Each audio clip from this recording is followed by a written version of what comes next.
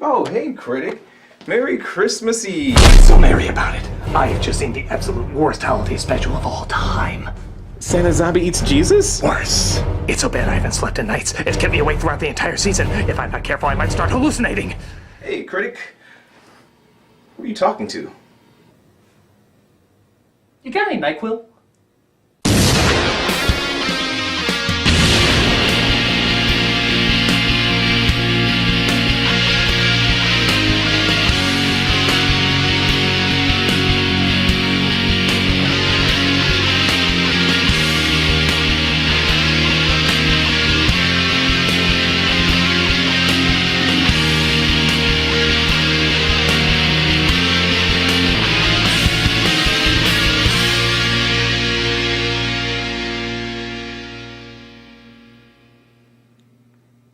Hello, I'm the Nostalgia Critic. I remember it so you don't have to. And Merry Christmas Eve to you.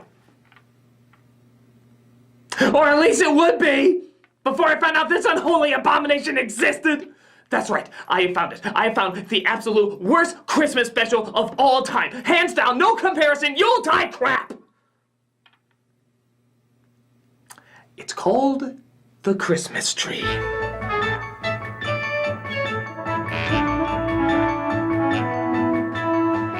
It's unlikely you've ever heard of it, but it's getting more and more of a following as, you guessed it, the worst holiday special ever made. Its acting, atrocious. Its animation, beyond cheap. Its story?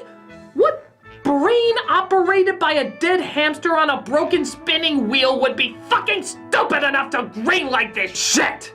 It might be the only Christmas special where literally everything about it was done completely 100% wrong. And I mean everything. There are no words to describe how bad it is, it just has to be witnessed. And that is why you are here, isn't it? You are interested in the unknown, the mysterious, the unexplainable.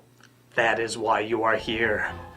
And now, for the first time, we are bringing to you the full story of what happened that fateful day. We are giving to you all the evidence based only on the secret testimonials of the miserable souls who survived this terrifying ordeal.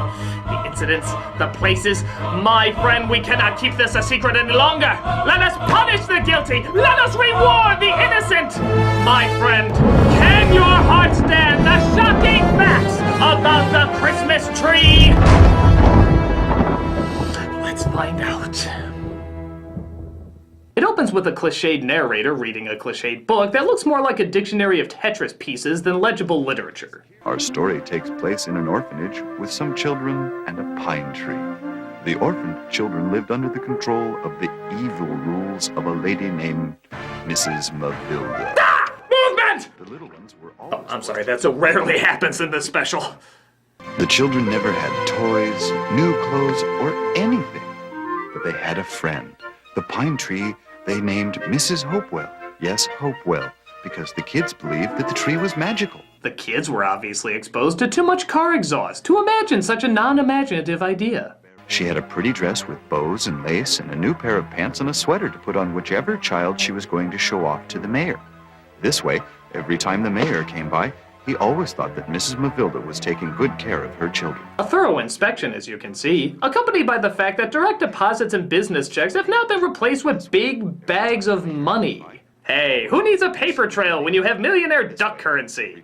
Mrs. Mavilda would immediately take off the child's clothes and put them away in a closet for the mayor's next visit. Poor children. Well, you're not making the situation better by uncomfortably holding on their naked bodies like that. Thank you! So Mrs. Mavilda bets all the money she has on poker games with her friends, and the kids continue to suffer for it. She doesn't even let them feed the street dog named Licorice, as she tries to have the pound take him away.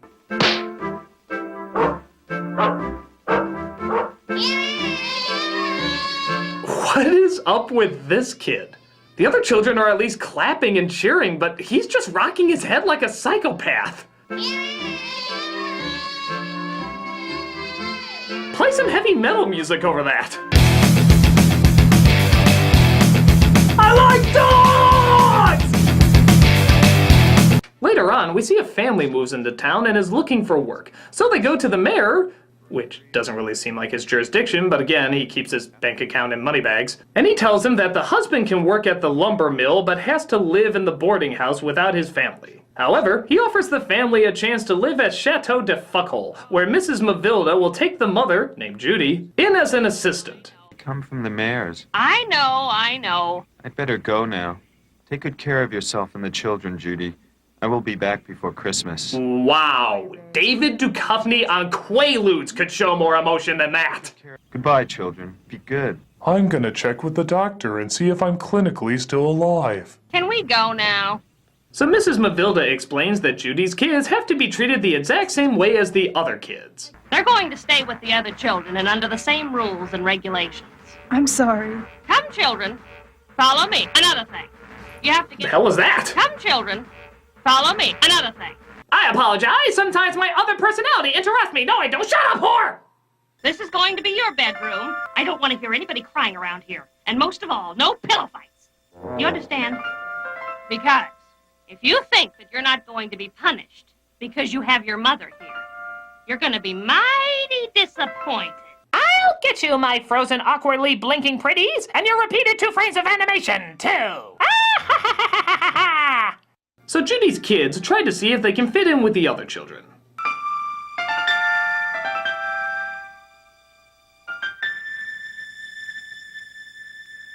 Oh, was that supposed to be charming them or satanically hypnotizing them? But their creepy-ass smiles seem to win them over, and they start to know each other better. My teddy bear has only one arm, but my mom says Santa will bring a new arm for him. What? Not when you go through the window. What the hell did you just say? Yeah, I don't know if this kid is the directors, the producers, or even the casting agents, but there is no way she got through any kind of audition process. Justin is busy all year. Mommy, come here and see Mr. Topwell. And besides, I brought the food. She's not technically killing the art of human speech as we know it, but she is the seed that will grow a horrifyingly large oak. Speaking of which, the kids show Judy their only friends, the tree named Mrs. Hopewell, and their dog Licorice. And to the mumbling girl's credit, none of these other kids are gonna win anything resembling human respect with these performances either. I knew we should have never shown him to your mother.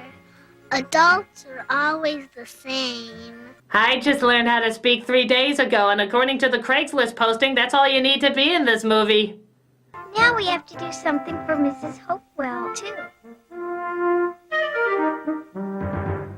I've got an idea. We'll decorate her with her dead brethren. That way she'll remember that no matter how pretty she is, she'll always be thought of as a tool. Much like you children are in this movie. So the mayor sees the kids and Judy getting along and thinks that they deserve even more money. This year I've collected more money for the children's Christmas. I've got enough money here to get the children new clothes. And still some left for their Christmas. Did he just have a Vietnam flashback for a second? I've got enough money here to get the children new clothes. And still some left for their Christmas presents. Here you go, Mrs. Mavilda. Here's the 2 bags. My God, he didn't even give the amount. He just said 2 bags. I don't even think he measures the money in terms of numbers. I think he literally measures it in bag size. Mr. Mayor, this check says it's for 2 money bags. That's right, 2 whole money bags. Mr. Mayor, I'm gonna need an exact amount in order to accept. I use money bags! Okay, we'll take the money bags. Very good. Now if you'll excuse me, my ride is waiting for me.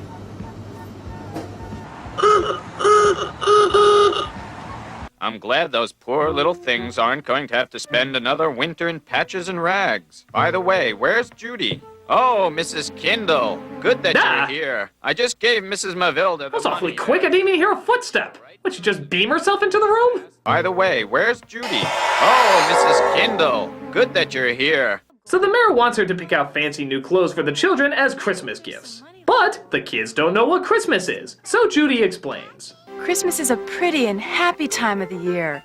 A time when people get together. Friends with friends, children with their parents and grandparents. Ex-nay the errants pay, orphans, eh? Santa Claus is everybody's grandpa. And how can his sleigh fly? Because he has special reindeer to pull it, and each one has his own special name. Okay, what's this kid drinking? She's slurring more than inebriated Klansmen. I wish my little teddy bear had his other arm. So she tells them that on Christmas they can all make a simple wish. No, not that one, but it would explain a lot. So we get a scene of all the kids wishing for happy things to occur. But, strangely enough, while this scene is going on, they keep cutting back and forth to Mrs. Mavilda's poker game. And it's edited so awkwardly that we're usually only seeing the poker game for just a couple of seconds. I guess you've never seen a Christmas tree before. What did you want? Let's roll, kids! I'm feeling lucky tonight! He's not wasn't done anybody's yet. What? grandpa. Mommy, can I be the first one to make a Christmas wish? Think hard before you do. Wait, I think there was more. Mavilda. Let's have another hand. I don't think they were done yet. I wish my little teddy bear. Okay, why show these two things at the same time if we're not going to show them for more than a couple seconds? Can we intercut other sloppily edited scenes while we're at it? Oh, maybe if there's some money left over, I can convince Mrs. Mavilda to buy some red velvet. That way I can make some Christmas stockings to hang on the fireplace. Red velvet? For stockings? What's that? Don't you know about Christmas stockings that you hang on the fireplace for Santa Claus to fill? You don't? Which one of you knows about Christmas? I do. Christmas? Well, let me tell you about it. So it turns out Mrs. Mavilda bet all the money and lost it, meaning she can't get any new clothes. I want to tell you something, and you better listen. I don't want the children playing outside anymore. You better make sure of that. Because you don't want the mayor to see them without new clothes. How can you dare to? All right! Now you know. And now that you know, you better make sure you don't tell him a thing, or you and your children are out in the cold. Now you go get those children back inside. Before my brain gets taken over by another personality. So Judy lets the kids know the bad news. You know the new clothes we promised you? Well, I'm afraid you're not going to be getting them. I know, but there's nothing I can do about it. That's not fair, Mrs. Kindle. Please, children, don't make it more difficult for me. I mean, Jesus, all you kids ever do is think about yourselves. Don't you kids ever think about me thinking about you, thinking about yourselves? But Mrs. Mavilda decides that Judy is getting too much respect from the kids, so she tries to figure out a way to get rid of her. She's changing everything around here. I gotta get rid of her. But how? Well, maybe you can start by getting out of the fucking bed. It's like 1 o'clock, you lazy bitch. Get moving. What if I make that good girl into a bad one? Yeah! I'll make her into a thief, just like I did with the girl that worked with me before. What? When was that? We never saw that. Okay, is this like a real person, or are we to assume this is yet another personality that she has in her head? This woman's making a beautiful mind look like a simple romp. So she calls her henchman, yeah, she has a henchman, what with the accents and stuffs, and asks him to frame Judy for stealing something of his. But one of the girls hears her and tells the other kids. They all decide that something has to be done. We can't just stay here without doing something. What can we do? What about your mother? She's also in danger. The hell is that? I'm the one that knows where his office is. Do you know where his house is? Okay, Zortor, your impression of a small human child isn't fooling anybody. Curses! I'll get you next time, pitifully dumb humans! Speaking of which, there's a great irony that all of these children are obviously voiced by horrible child actors, but one girl is clearly voiced by an 18-year-old. You mean you don't think our star is going to make it on time? What if one of us goes to him? But where are we and where is his house? Okay, pick one. Either horrible adult actors, horrible child actors, or aliens trying to pose as children to take over the universe. So the children decide that Judy's kids should go and get help. From who, you may ask? Santa Claus, of course. Yeah, why not? Look here in my book. It shows that we're not far from his house. We can do What decapitated gingerbread cookie do they live on? Even Mario would be looking at this saying, whoa, that's a fucked up a kingdom. But I don't know where the North Pole is. Do you? I don't. He knows where the North Pole is. He does? Well, he barked. Obviously, that translates into knowing where the North Pole is. Quite a knowledgeable little scamp, isn't he? Say, I wonder what else he knows about. Hey, Licorice, do you know if we're alone in the universe? Wow! Do you know why smart people keep watching the middle? Wow! Do you know who really killed JFK? My God, the answers were right there! I have to go to the police about this! The world must know, damn it! The world must know! I'll be right back.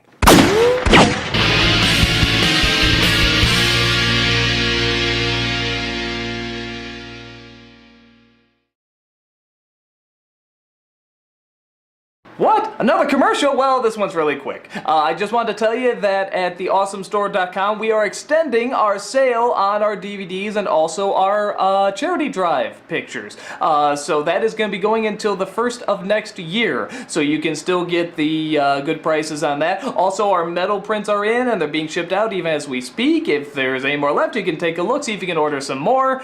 And that's about it. Back to the show. Oh, also, you will die if you don't know this. So Judy's kids go with Licorice to find the North Pole. Don't be mad, Pappy. I just had to come. She's down there, kid. You're staring at nothing right now. Please look down. Please look down. Please look down. There you go. But they come across some troubles on their search. Like Baloo from the Jungle Book. Bare necessities! Your asses are my recipes! The simple bare necessities of death!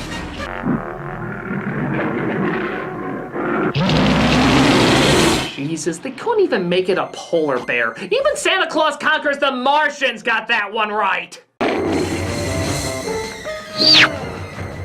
Help me, Pappy, help me. God damn it, you're hanging on for dear life. Show some fucking emotion, you little twat! Even in death, I don't care.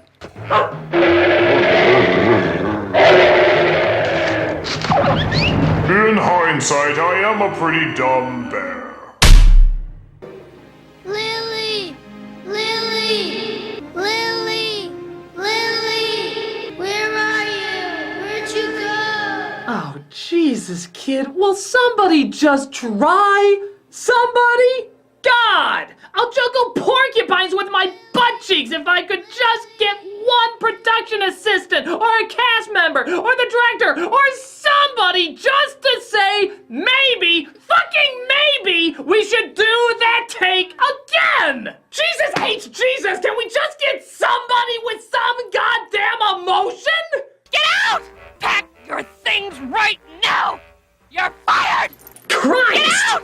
Spastic hyenas aren't as loud as you. You're fired! You're blowing out the volume levels. I don't think the microphone has an insane bitch setting on it. Except maybe in her case. Frank?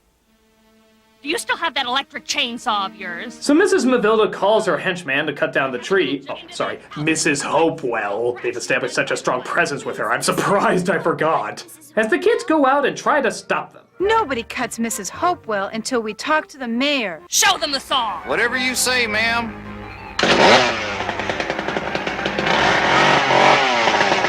What is the meaning of this? Wasn't there snow here just a moment ago? Turn that thing off. I can't hear a thing.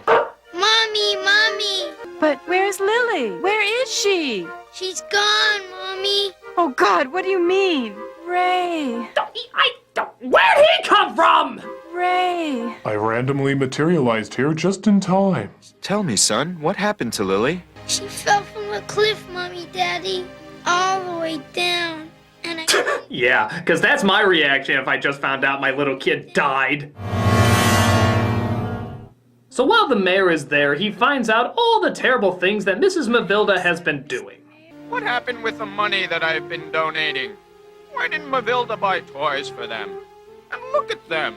They look like they haven't had new clothes in years. What if the inspector were to come? I love how he doesn't care that the children's well-being has been put in horrible danger, but instead is more concerned if the inspector sees it and calls him out on it. What if the inspector were to come? Voters don't like their politicians connected to dead children. They are still alive, right? You're tree, Mrs. Hopewell is going to be all right. Okay, is the mayor slowly transforming into an Adam Sandler voice? Because Sandler already ruined one holiday, and I don't think this movie needs any help ruining this one. That's what you think, children! But Mrs. Mavilda grabs the chainsaw and is about to finish the job. Oh no! Holy shit! The moral of the story is don't fuck with Mrs. Hopewell. I am the bark of Satan. Those who wish to demean my evil will be bloodily smoted. Ho, ho, ho! Merry Christmas, everybody! Ah, so it was Santa who fried the flesh of a weak, feeble woman. Merry Christmas?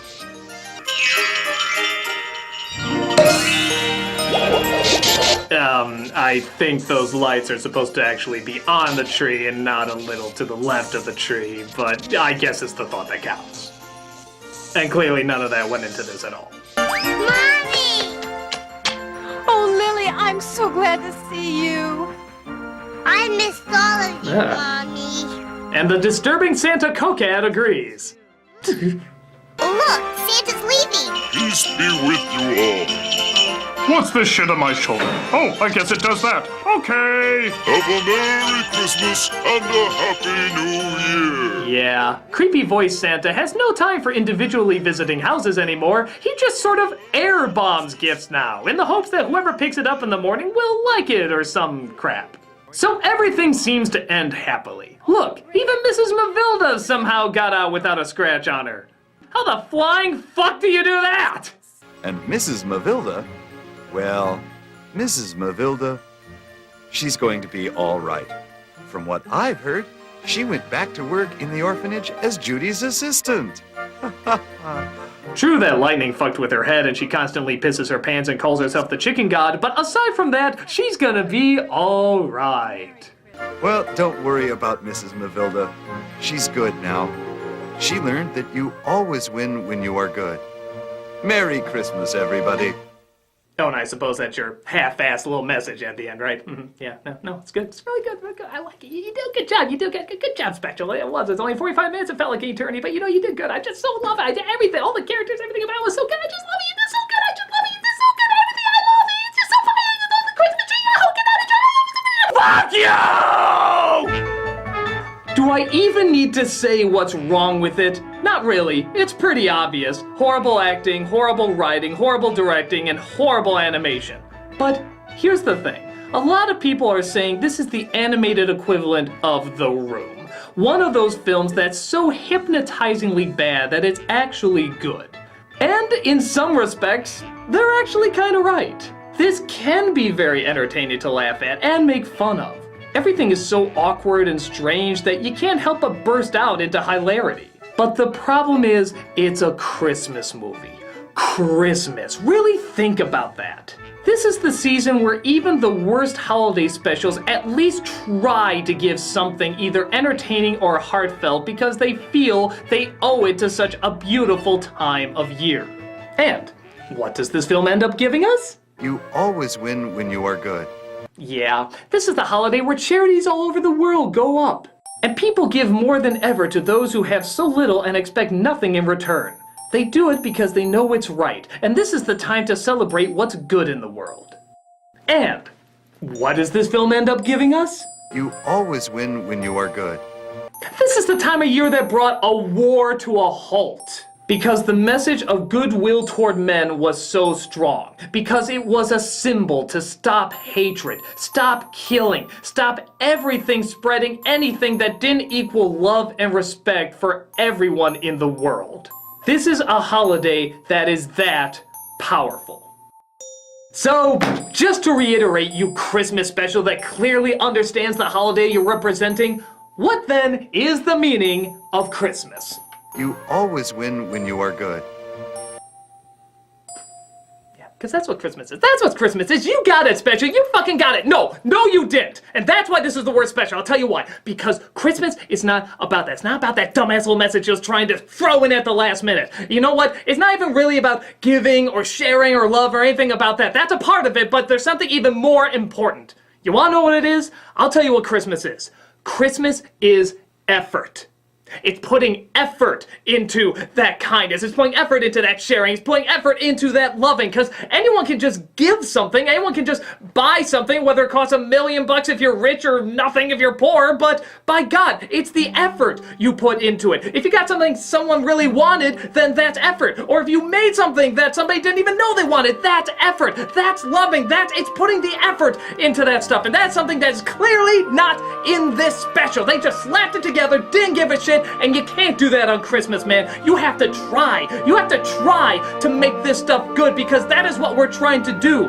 It's about putting effort in something that's even bigger than yourself. Because when somebody comes up to me and wishes me a holiday from a religion maybe I don't celebrate. If somebody said Happy Hanukkah to me, I'd wish Merry Christmas back. You know what? We'd be fine with it. You want to know why? Because we're both sharing something that we believe is bigger than ourselves. That is putting effort into that. That is celebrating something that's wonderful and loving and unbelievable. It's putting that effort into Christmas, into sharing something so great and fantastic. Let me show you something. Follow me, Mr. Cameraman. Follow me. You know, it is all about effort, because that is what we're trying to do here. We're trying to all come together so that we can celebrate and put that effort into everything that is good with the world. Like these people right here. Look at how much effort these people put in all the time. Unbelievable. Come here, you guys. These are people that work behind the scenes, in front of the scenes, all the time. They do such a good job. Guys, you've been doing so great. You got that guy with the glasses audience watching right now. Is there anything you would like to say to him this Christmas Eve? God bless us, everyone. Merry Christmas, Mr. Potter. How about you got a movie quote? Not really. But as we approach the new year, just know that we always want to get better and don't get drunk. See, that's effort. Whether it be just a movie quote that means a lot to them or, you know, something very sincere, that's effort. I love you guys. You guys are awesome. But it doesn't stop there, because we keep going out here showing more of the effort, more of the... It's about this guy. Christmas is about this guy right here. That's right, the cameraman, my brother Rob. He's been working so hard. Hey, no, stand up, come on. You've been working so hard. You got everybody watching it right now. Anything you want to wish people this Christmas? Merry Christmas. Oh, come on, you do better than that. Come on. And Happy New Year. Come on, bigger than that. You filthy animal. Oh, for God's sake, you can't think of anything better to say on Christmas Eve? Okay, fine.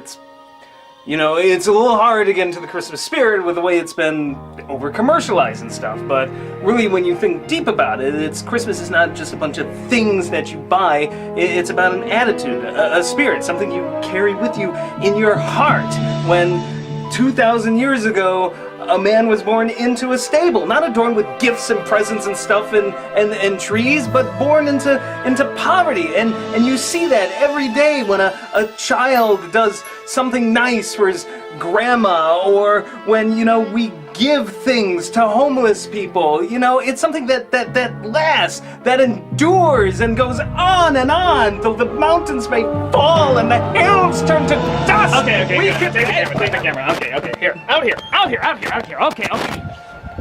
It's about believing in something bigger than yourself, like I said, and putting that effort into it, because you don't have to believe in Christianity or Catholicism or any of that stuff. You don't have to be any religion. You just have to believe in humanity, and that's what's so great about it. It's believing in the best of humanity and the effort it puts into that bestness.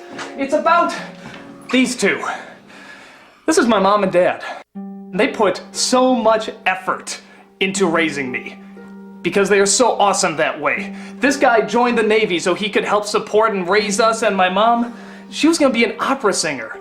But she had 2 kids and said, you know what, I'm gonna spend my life dedicated to that. And that is so unbelievable, and that is Christmas. That's such goodness. There's such goodness in these people.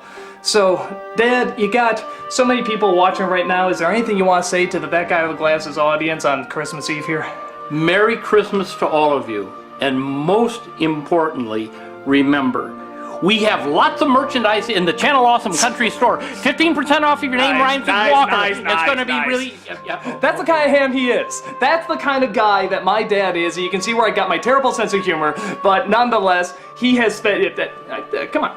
But nonetheless, he has worked so hard to raise us, and he has just been so positive, so upbeat, and I love my dad. And Mom, I got a question for you. It's a question I really wanted to say for you because you're so loving and you're so heartfelt and everything.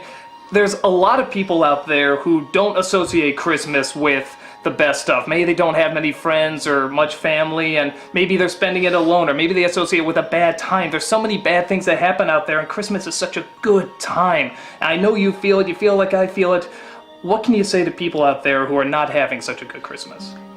You know, this is the time of year to reach out to someone else who is lonely or is having a hard time and do something nice for them, because when you do that, you will feel less lonely inside of yourself as well.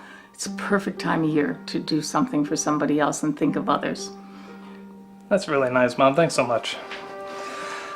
This movie sucks balls, but I love you. Merry Christmas. Merry Christmas! Merry Christmas!